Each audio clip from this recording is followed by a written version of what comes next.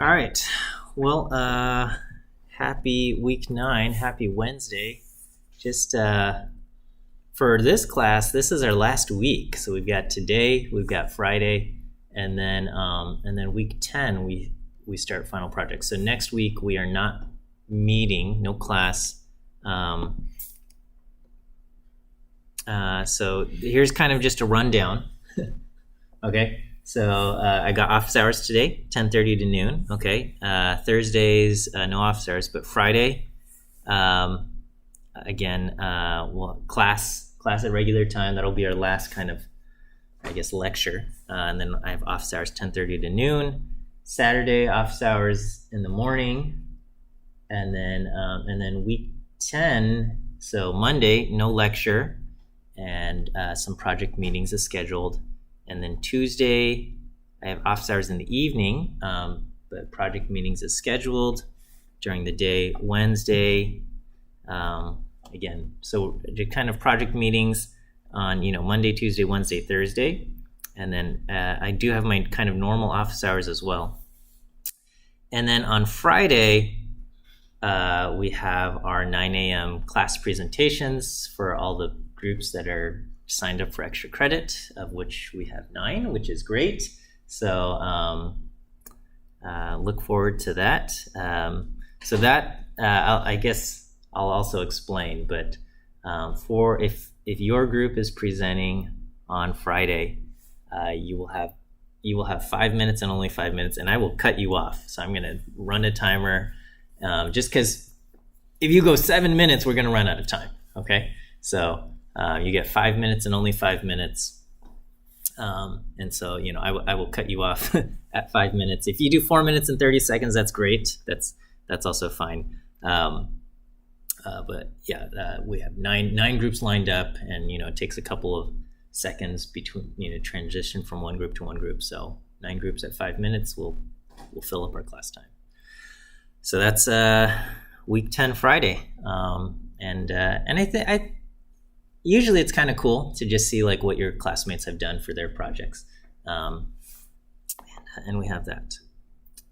Okay. I wanted to, this one I've titled Analysis Gone Wrong. I just wanted to kind of highlight and just show a couple things that, we're looking at one specific example here. But the mistakes made in this example, I've seen in multiple projects, and it's kind of this. It can happen if a merge, like a join operation, goes wrong. It can happen if like summary operations go wrong. So I kind of wanted to cover a couple, one particular mistake. And then, I guess I'll mention a couple other things. Okay. So, this group was looking at NBA data. I think we've got one group in our class that's looking at NBA data, but this is not unique to NBA data. It could happen with any kind of data, really.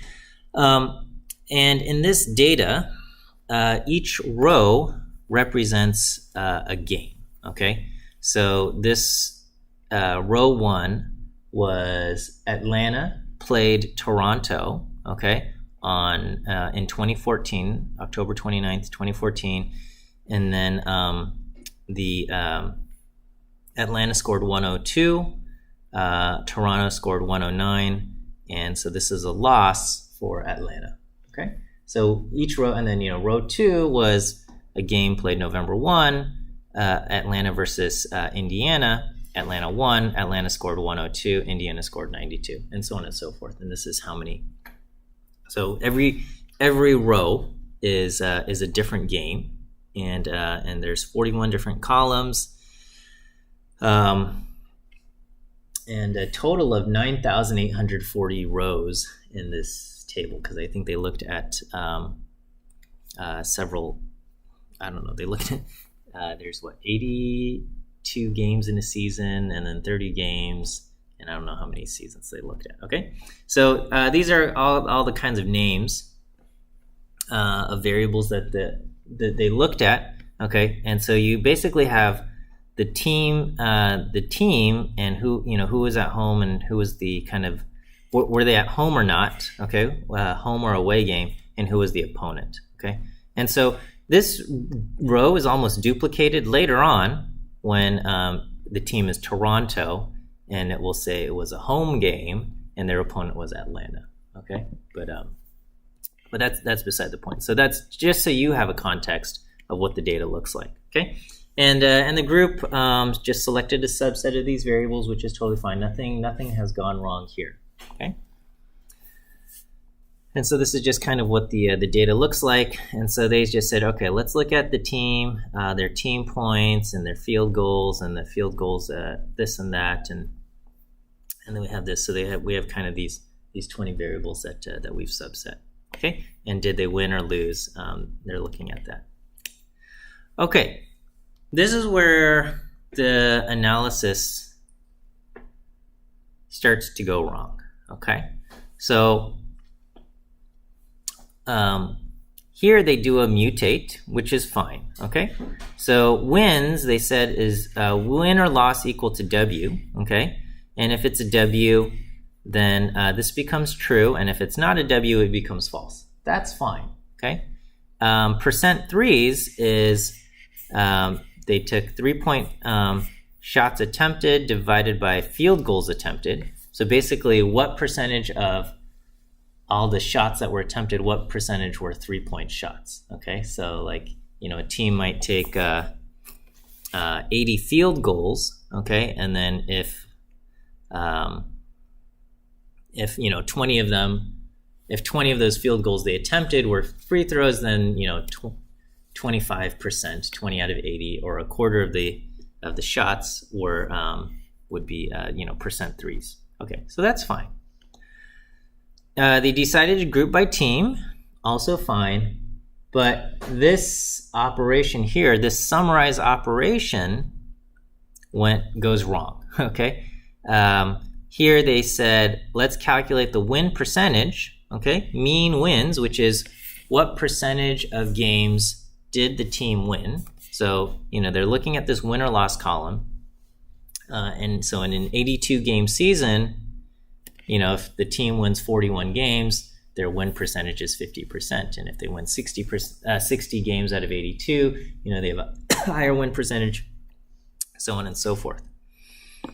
The problem is in addition to calculating this win percentage, they also said, let's look at the assists, the total rebounds, the steals, and the number of wins. Or I'm sorry, whether they won or not. Okay. And okay, if we didn't select this, how many rows should we end up having? Okay, we have a group by team, and we're saying summarize win percentage. Okay, if you do this, a group by team and a summarize on this, you should end up having one row for each team. So there's 30 teams in the NBA. If you do this, you should end up with 30 rows in your summary table. But when we look at it, the resulting table says 9,840. Okay, and you look at win percentage, and we have this number 53.4. Okay, 53.4. Okay, and so what do we see here? We see what does this one row represent? Atlanta win percentage 53.4, assists 26, rebounds 42, steals 6, wins false. Row 2, Atlanta assists 26, total rebounds 37, steals 10, wins true. What is row 1 and what is row 2?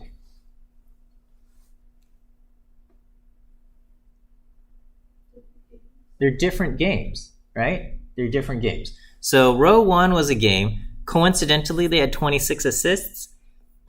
They had 6 steals, and they didn't win that game. Okay, row 2, coincidentally, they also had 26 assists during that game.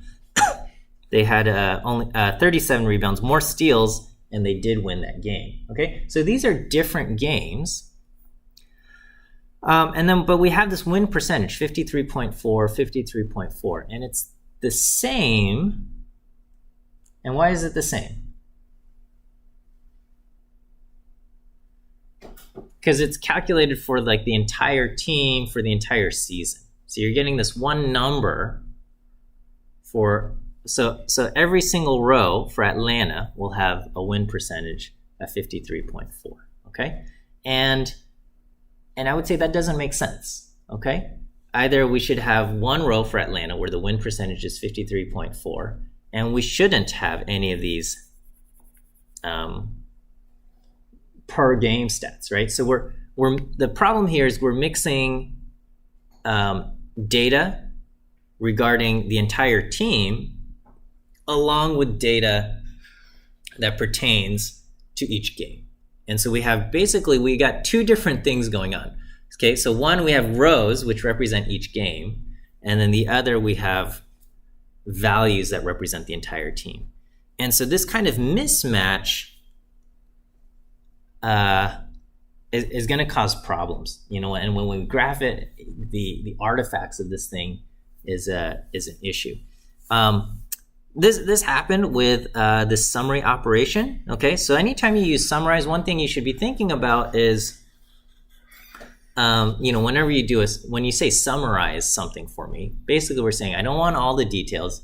I just want a shorter version of it, right? So if you start off with 9,840 rows, after a summary, we should have fewer than 9,840 rows, okay? And so in this case, if we're grouping by team, we should have 30 rows in our summary table, okay?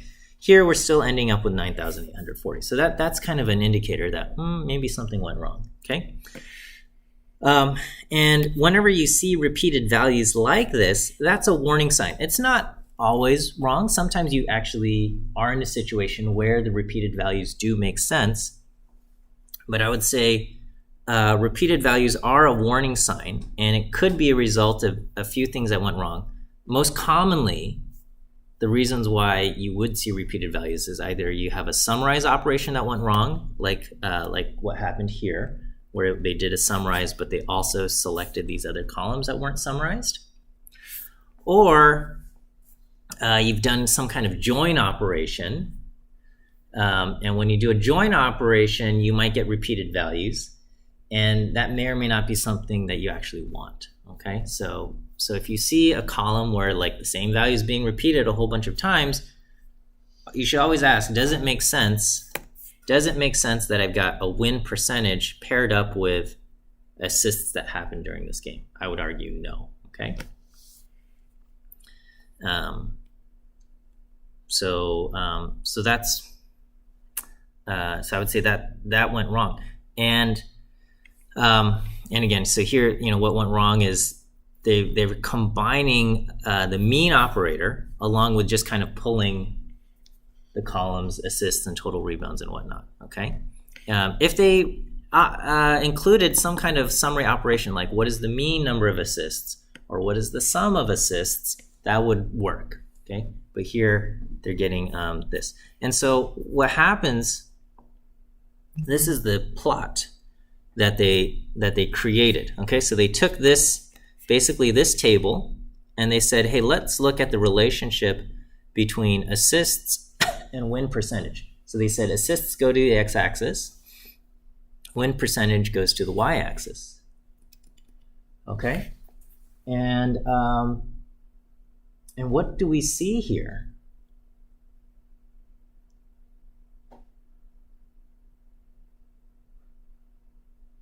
So if you see a plot like this, there should be some warning bells going off, right? What's going on? That seems just weird.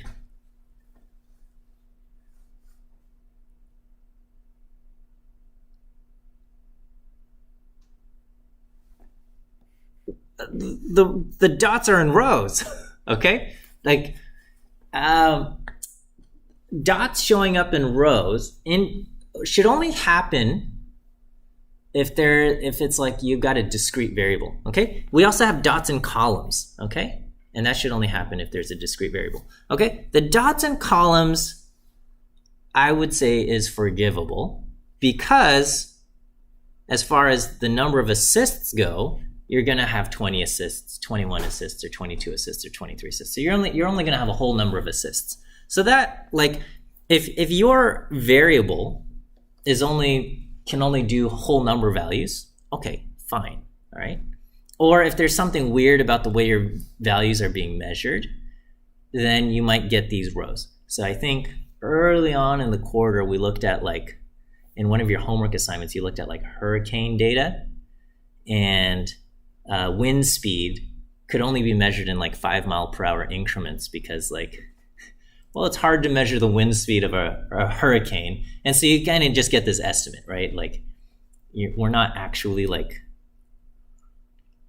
flying into the middle of the hurricane. I don't know. We're estimating it, right? So we get some kind of number, and then we just say, okay, we're going to the nearest 5 miles per hour. And so that's why you kind of have these things. But here we're getting like a row at 70, a row at, I don't know, 64 point something, 65 point something. We get these weird rows. And the problem is that we're getting a row for win percentage at 53.4, right here because, well, that's what the data shows, okay? In this summary table, we repeated this number 53.4 everywhere. And so it just kind of shows up horizontally here. That doesn't make sense. What,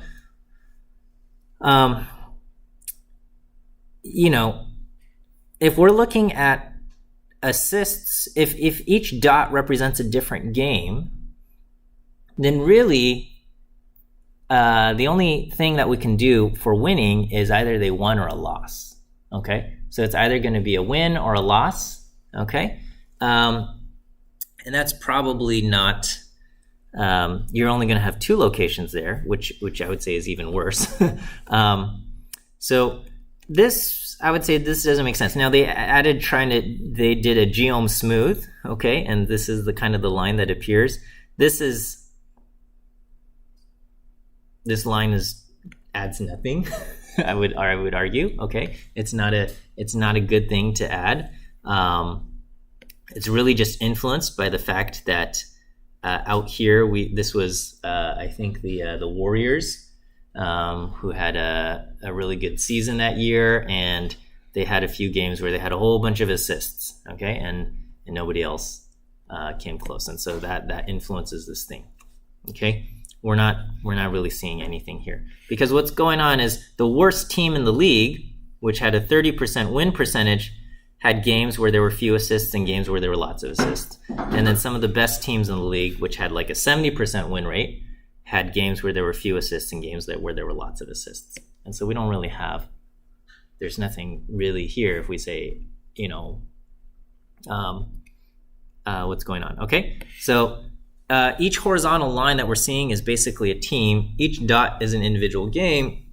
The dots are evenly spaced out because there were games where we had 18, 19, or 20 assists.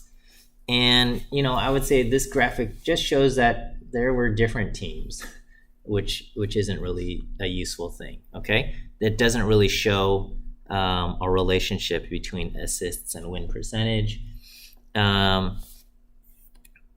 This is kind of another plot that the group did. And they said, okay, they recognized that maybe we should look at individual games. And they said, did they win, true or false? And then they plotted assists. And then, and to their credit, they used geom jitter rather than geom point, because geom point would produce basically just columns, okay? And so geom jitter kind of spreads this out. So rather than looking at, so in this plot, so you have 20. There were a whole bunch of games where there were 20 assists, and it adds a little bit of jitter, so it looks like it goes anywhere from 19.6 to 20.4 or something like that. And so what we see is that when the team won more, I would say the center of assists is a little bit higher than the center for assists for teams that didn't win or games where they won or something, right? There's a slight shift to the right for the true, but again, this is not really a great plot. Okay, if you're thinking of doing something like this, I would just say a box plot is better. Okay, here a box plot, we can just look at whether they won, yes or no, and the number of assists, and we say, okay, yeah, the median for number of assists for teams that won is higher than the median for the number of assists that teams that lost. And we can see kind of, most games have somewhere between 9 and 33 assists or something. And then, if you have more than, say, 35 assists, that's an outlier. And if you have fewer than 10 assists, that's a bit of an outlier. And most teams are, somewhere between, I don't know, I guess 18 to 24 if you lost, or 21 to 26, 27 if you did win, or something like that. Okay. Honestly, if it's something as simple as this, a less is more might be better. Okay. And so here I just said, hey, make a table. What's the mean number of assists when the team lost? What's the mean number of assists when they won? And we have 20.9 versus 24. And that might be simple enough. And then you could do, you compare 20.9 and 24.1, and then you just do a simple t-test. And you say, hey, is there a difference between these means? Probably it's going to be significant. And I would argue that that's simpler and more effective than a plot like this, okay? And I would say this plot is more effective than this plot. Yeah, question? So in our, final project,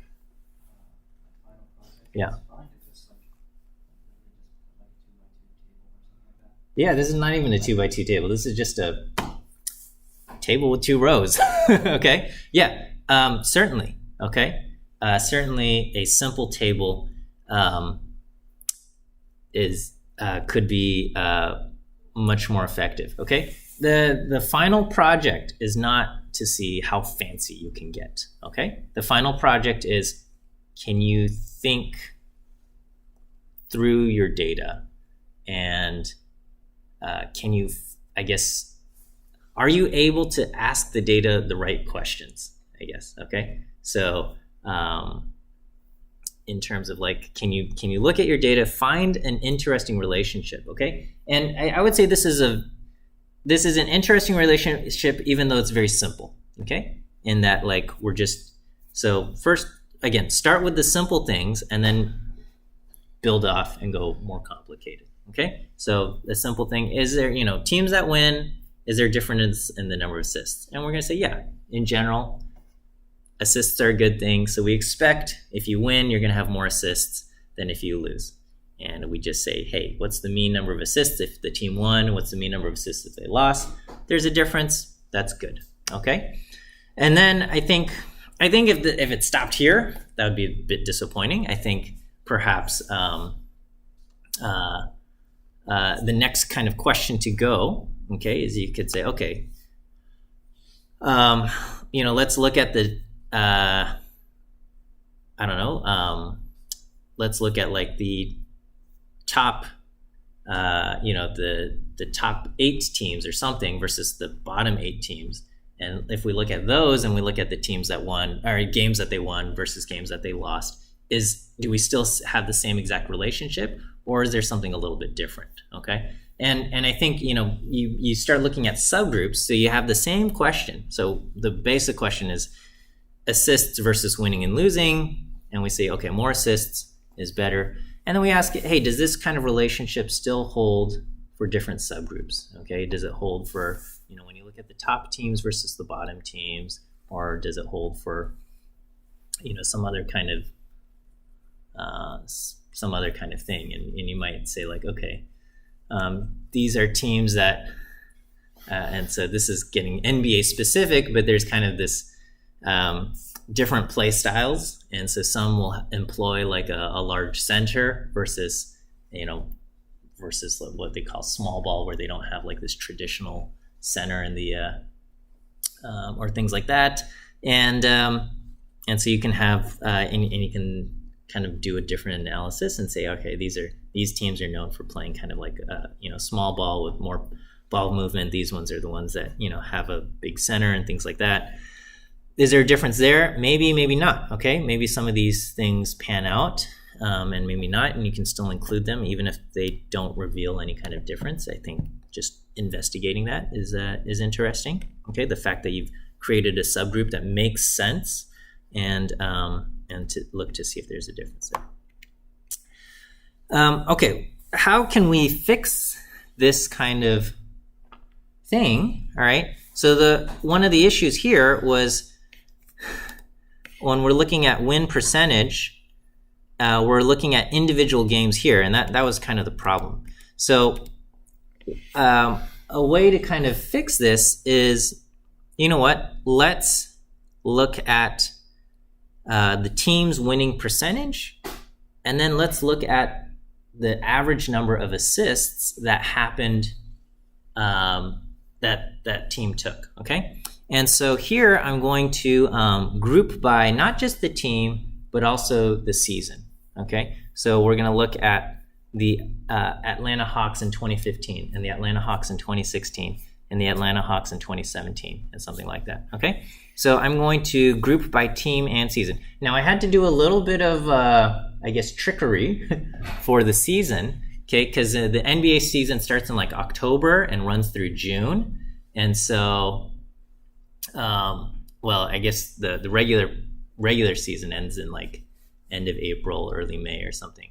But, and this was just looking at regular season games. And so if you extracted the year, like the 2014-2015 season, the year would be 2014 and 2015. And so to kind of get them all in the same year, I just said, hey, let's add 180 days to every day in the date of the games. And so that kind of shifts everything, from 2014 into 2015, but it also keeps like the end of the 2015 season still in the year 2015. So I did date plus 180, and then I said, just take the year out of that. Okay, so just get the year out of that. And then we're going to group by team and season. So we're going to get Atlanta in 2015, Atlanta in 2016, Atlanta in 2017, Atlanta in 2018. And I think we just had those four years. And then we said, summarize what's the average, what's the win percentage, and then what was the average number of assists that happened during that year. Okay. And so if we look at that, we have, Atlanta in 2015, they actually had a really good season. They won 73% of their games, and their average number of assists was 25.7. Okay, and then Atlanta in 2016 won 58% of their games and had 25.6 assists. In 2017, they had 52.4% win rate, and they had 23.6. And then in 2018, they did not do well, and they only won 29% of their games, and this was kind of their average number of assists. So we just want to see, okay, what's their win percentage and their average number of assists? And then we can plot this, okay? And so now every dot represents a team in a particular year, okay? So each team shows up 4 times in this thing. We have a total of 120 dots. And I would say, yeah, now we see kind of a positive relationship between win percentage and average assists. Now, I think we wouldn't want to draw a cause and effect conclusion, because obviously you get an assist when you score a goal, right? So, if you pass the ball, I mean, not a goal, when you make a basket, right? So if you pass the ball and they take a shot, but they miss, you don't get credit for an assist, okay? You only get credit for an assist if you pass the ball and then the basket goes in. So that naturally there's kind of like, okay, if you get an assist, you've got more points were scored, right? So, cause and effect would be a little bit dubious, but overall, I mean, yeah, we see a positive relationship. More assists, higher win percentage, fewer assists in general, lower win percentage. I mean, we still have some teams where they didn't take very many assists and they still won a lot, but overall, some kind of positive relationship. And so, again, all I did was I calculated things so that each row kind of made sense, right? In my opinion, we're looking at Atlanta in, each team in each of these years. And we could expand this to 2019, 2020, 21, and 2022, and I guess the 2023 season, the regular season, is over. Okay, we'll see who wins the NBA championship. I'm excited. Heat versus Nuggets looks to be a great matchup. I don't have a horse, a dog in the fight. So I'm excited for. I like both Jokic and Jimmy Butler. So both teams. It's gonna be a good matchup, I think. Okay, but anyway. And so here's what we see, and then we can also just say, all right, what happened? Who are these teams that have like very bad win percentages or very few assists? Okay, and so very few assists and very low win percentage. This one right here, this dot down here. What was that? That was the 2016 Lakers. Only won 20% of their games, had very few assists, and that was Kobe Bryant's final season. Oh man, Kobe. Okay, but anyway, that's the Lakers. Paid a lot for Kobe's final years. I'm glad they did, because it would have broken my heart to see Kobe play for any other team. But yeah, part of that meant like we weren't going to win very many games, and that was okay, right? We did it because we love Kobe. And so we lost we lost a lot of our games, and also didn't take have very many assists, or I guess there could have been lots of passes. For all we know, there could have been lots of passes that just didn't go into the basket. And you won't get credit for assists there. So who knows? Okay. And then, interestingly, Toronto had successful seasons where they won a lot, but didn't actually have very many assists. So, who knows what happened there. Here's just kind of a linear model that kind of fit that stuff.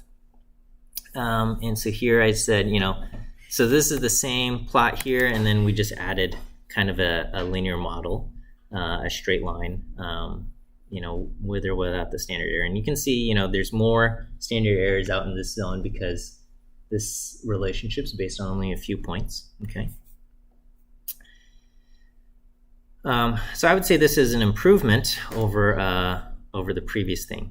We can ask, what's the correlation between the average number of assists and win percentage? We get a correlation of around 0.42, 0.43, so not super strong.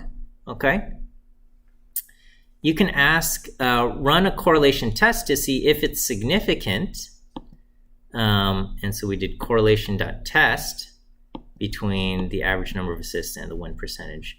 And, you don't have to understand all of this. Just look at kind of the p-value here. And what do we see? We have a p-value of 1.1 e negative 0.6. So that means 1.1 times 10 to the negative 6. So a value that's like 1 in a million, a very, very small value, right? So 0.000001, I don't know, 5 zeros in front of the 1. So a very small value, something very close to 0, which indicates that if the data were truly random, that there was no relationship between assists and win percentage, the probability of getting data that look like this just by random coincidence is like 1 in a million. So it's probably not random coincidence that produced this data. Probably there really is a relationship between assists and the number of wins. So I would say that's kind of the relationship we're looking at here. You can also say, hey, let's make a linear model between win percentage and average assists. And the summary will give you kind of the slope and intercept. So the slope here is 3. Okay, the slope is something 3, and so that basically says if a team has one more assist per game, so in this season, so if you go from having an average of 20 assists per game to 21 assists per game, then we're going to predict you win around 3% more you're gonna have around a 3% higher win rate. So you might go from 60% wins to 63% wins or something like that. Okay. Of course, not a cause and effect, just the kind of slope that we have here. So a lot of these output tables have a whole bunch of information, and it's hard to kind of wade through. I would say when you create a LM and you ask for the summary, the most relevant pieces are the estimate here, which corresponds to the slope, and then the p-values here. Okay, and so here, this is the same p-value that we got when we did a correlation test, right? So here's our correlation test, 1.175 times 10 to the negative 6, and here we got 1.17 times 10 to the negative 6, and it's the same p-value that we have down here, which basically just says, yeah, there is correlation, there is a relationship between the average number of assists and the win percentage. Okay, so anyway, just kind of wanted to give you a heads up regarding some common errors that I've seen in reports, and I want to just help you avoid that.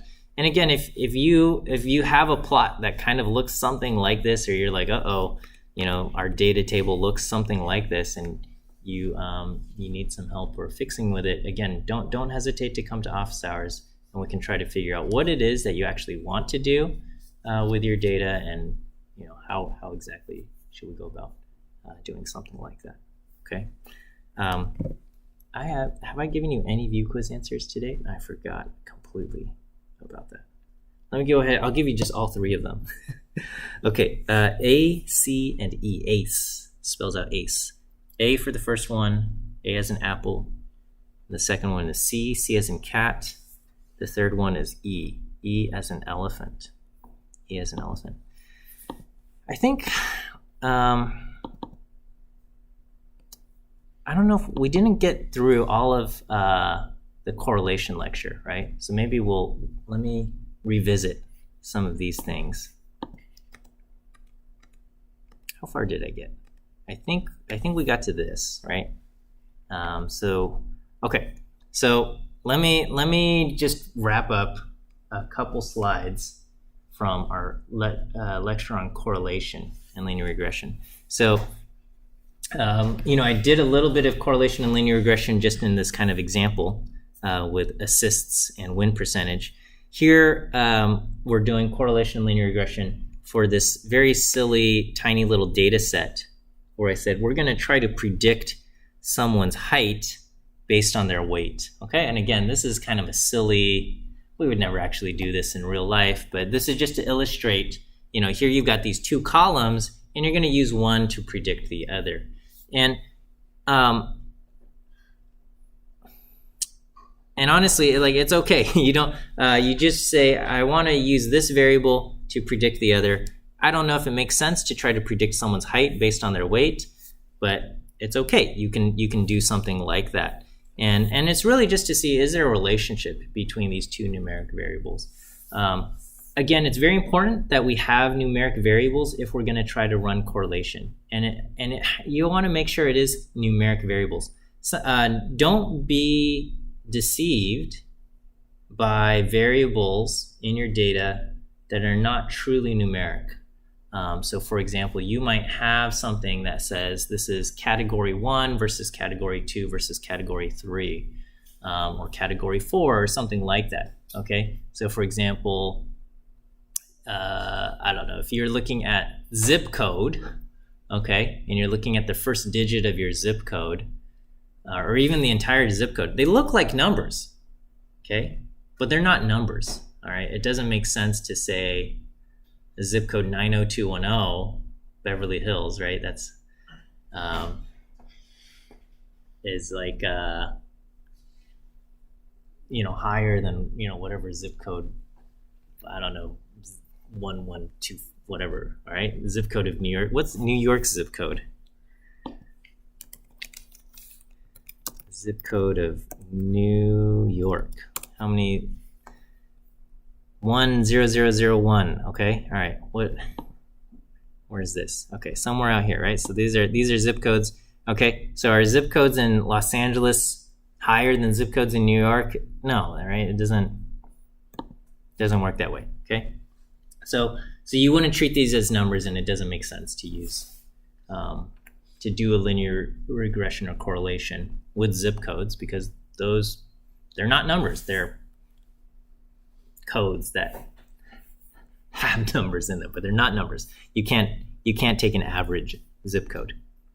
Okay, but anyway, height is numeric, weight is numeric. You can take two people's heights and get their average. You can take two people's weights and get their average, and that makes sense, right? So that's kind of the question. Does it make sense to take these two categories, or not categories, two values, and get the average? And if it does, sure, okay, then it's a numeric value. But if it doesn't make sense, right, if you have category 3 and category 2, can you take the average? And I would say no, you can't. Okay. All right. So anyway, to create our model, we use LM. This says make a linear model, and we're going to predict height based on weight. Our data comes from this data frame, which we've called DAT here, and this is our model, and it gives us our intercept and our slope. Okay. We can also kind of take the model and like we did over here, take your model and then pipe it into summary, and then you'll get this full detailed table out of it as well. Okay, you can add the plot here. The add geom smooth method equals LM will add the line to the plot. You can plug in to get the predictions, and then the residual is the difference between the prediction and the actual value. So if I said, all right, what do I predict someone's weight to be if they weigh 170 pounds? I use the intercept, I use the slope, and it says, okay, I'm going to predict they weigh, their height is 67 inches. Okay. In our data, we actually have somebody who weighs 170 pounds, but their height is 66 inches. So the actual value is 66, the predicted value is 67, so we have a residual of -1. Okay. Now this I manually plugged in to get this number here. We can ask R to do our predictions, and so to do our predictions, we create a new data frame with the X values that we want to make predictions for. So here I said data frame weight is equal to, and I want to make two predictions: when somebody weighs 170 pounds and when somebody weighs 180 pounds. And we say, what do we predict someone's height to be if they weigh 170 pounds? When we plug that in, okay, it says their height is predicted to be 67. And if what is their height if they weigh 180 pounds? We predict their height to be 67.87. Okay, so that's these are R will print out your predictions like this. Okay. Here are a couple kind of things, properties regarding the regression line. The regression line is always going to pass through the average value of X and the average value of Y. And all that means is that if you have an observation where their X value is the average, then your prediction is going to be that their Y value is average. So basically, if something looks average, you're going to predict they are average is kind of what that thing says. Okay. And then the way the linear regression line is determined is that it minimizes what we call the sum of squared residuals. And so remember, this residual is the difference between the actual value and what the line predicts. And so here's like a little illustration of what linear regression is doing here. So I've got in this little web applet, there are 1, 2, 3, 4, 5, 6, 7 values here, and we can adjust the intercept. There's two knobs here that I can kind of turn, and it's like an Etch-a-Sketch, but not as fun. Okay, so I can change this knob. This will change the intercept, and this will basically slide. If I lower the intercept, make it more negative, it slides the line down, and if I roll the intercept this way, it slides the intercept higher. Okay. The other knob I can do is I can also change the slope. I can make the slope shallow. I can make the slope steep, and I can kind of change both of these numbers together. Okay. what you're seeing over here is the visualization of the residuals. So let me, all right. So if I say move, I'm going to slide this red line, which is our prediction line, down to be really close to the red and blue dots, okay?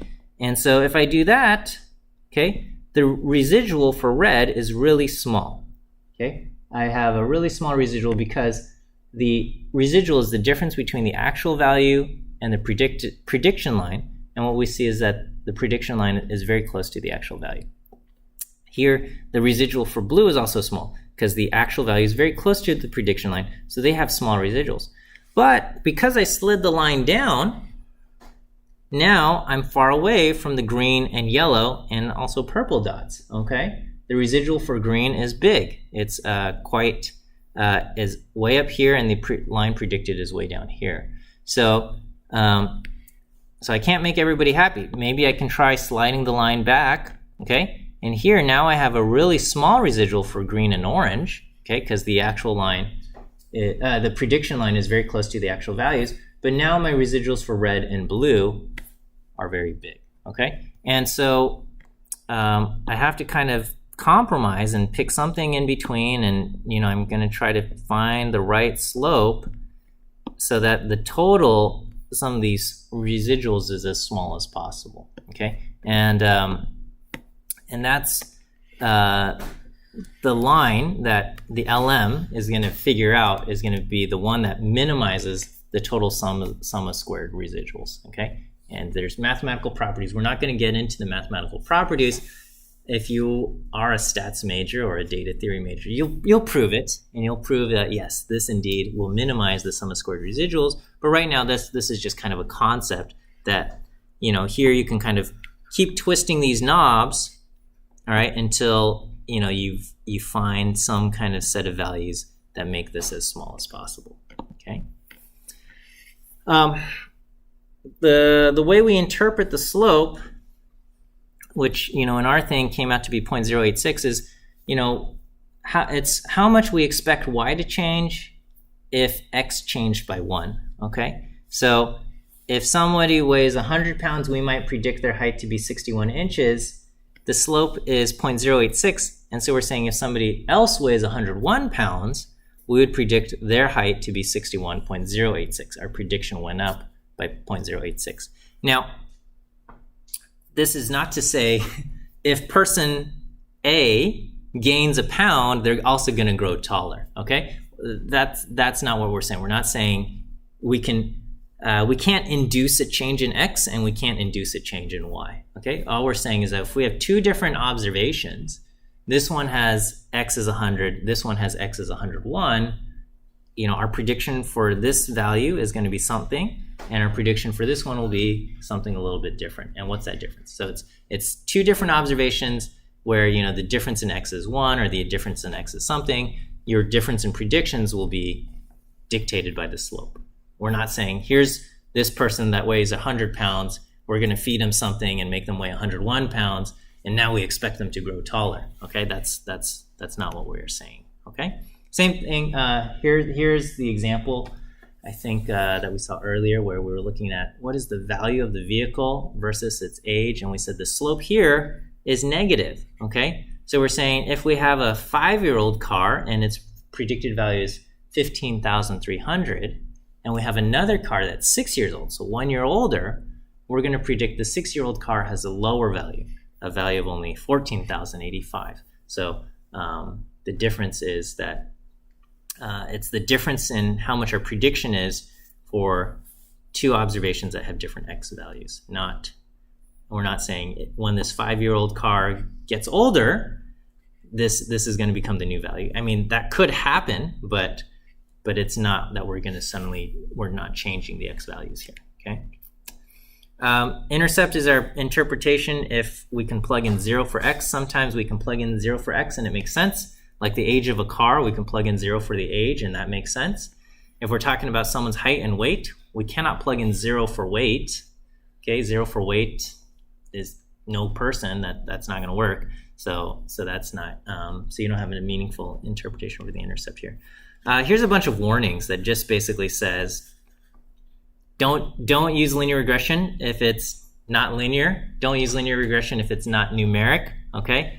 Always create a scatter plot first to check for outliers. Throw away outliers if you need to. Things like that, okay? These are some examples. Linear regression makes sense for this top left one, and it doesn't make sense for any of the other ones. This one, obviously not a linear relationship, so don't use a linear model there. This one is one outlier is really throwing everything off, okay? So you wouldn't want to use a linear regression there, okay? And this one is like, this is bad data here, okay?